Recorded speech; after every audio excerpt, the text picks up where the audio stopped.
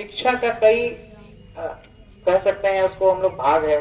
जैसे कि शिक्षा, कौन सी शिक्षा? प्राथमिक शिक्षा, लिखने बोलने आना चाहिए, फिर हमें सब्जेक्ट्स का ज्ञान होना चाहिए। कभी आप लोगों ने सोचा है कि हम लोग को अप टू क्लास 10 यानी क्लास 10 तक अलग अलग विषय पढ़ाया जाता है, जैसे कि आर्ट्स पढ़ाया गया, साइंस पढ़ाया गया, मैथमेटिक्स, ट्रिगोनोमेट्री।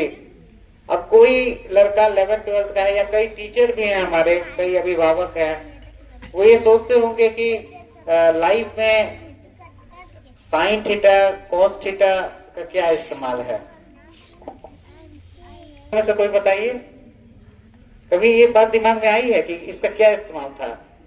कभी किसी ने सोचने की कोशिश की? चलिए हमें अर्थ बता देते हैं।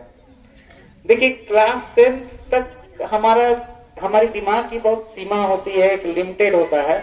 तो ये सारे विषय इसलिए पढ़ाए जाते हैं कि हम लोग 10 तक ये समझ नहीं पाते हैं कि हमारी अभिरुचि क्या है, तो सारे विषय को पढ़ाया जाता है। क्लास 10 करते करते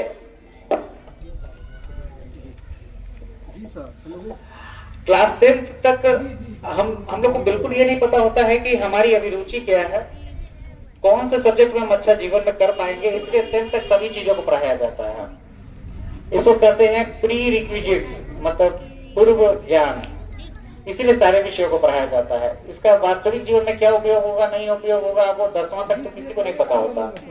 इसीलिए सभी लोगों को पढ़ाया जाता है।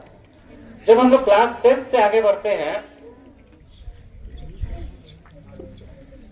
हम लोग एग्जाम पास करते हैं, तब हम लोग को समझ में आता है थोड़ा थोड़ा कि अब हम लोग इस तरफ बढ़ सकते हैं। तो कोई लोग अपने इंटरेस्ट के हिसाब से लेता है साइंस, कोई अपने इंटरेस्ट के हिसाब से लेता है आर्ट्स, कोई लेता है कॉमर्स। तो ये हम लोगों को पढ़ाया गया 10th तक। फिर उसके बाद से फिर हम लोग चुनते हैं, साइंस में भी कुछ लोग डॉक्टर बनना चाहते हैं, तो हम लोग चुनते हैं क्या, मैथमेटिक्स चुनते हैं जिनको इंजीनियर बनना है, और बायोलॉजी चुनते हैं जिनको डॉक्टर बनना है। तो ऐसे करके धीरे धीरे पढ़ाई का क्रम बढ़ता है।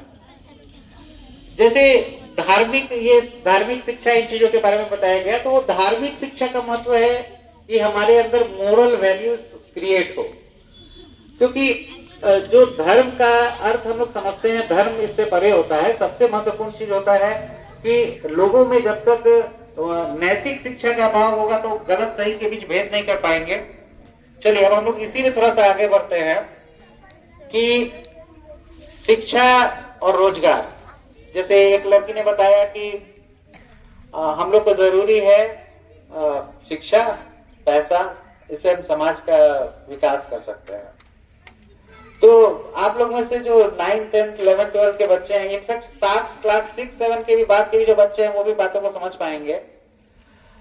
क्लास जैसे हम लोग रहते हैं 9, 10, 11, 12, तो एक उदाहरण हम अपने जब भी स्कूल में हम जाते हैं तो एक उदाहरण हम कि जैसे 11th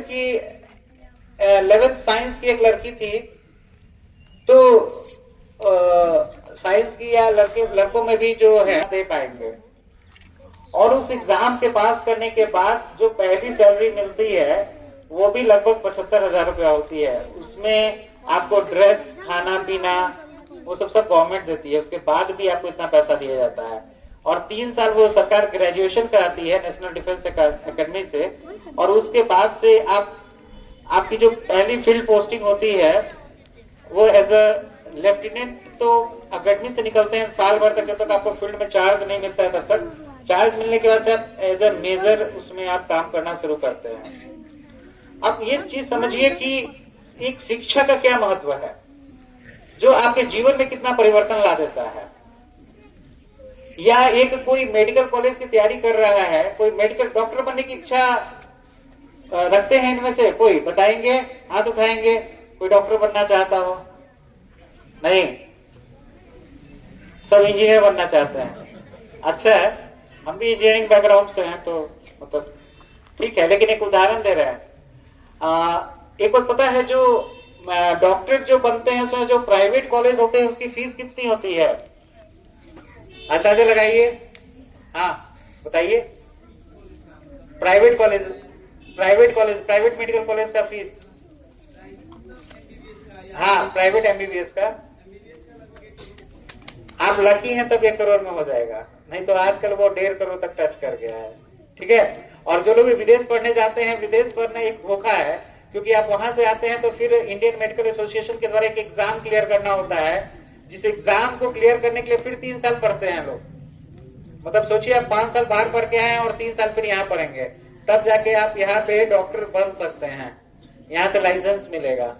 तो बैठ जाइए। और आपको बता दें कि इसी इंडिया में कुछ ऐसे भी कॉलेज हैं जहां 5 साल का पढ़ाई 1300 रुपया है, और 1300 रुपया में 5 साल का हॉस्टल, खाना पीना,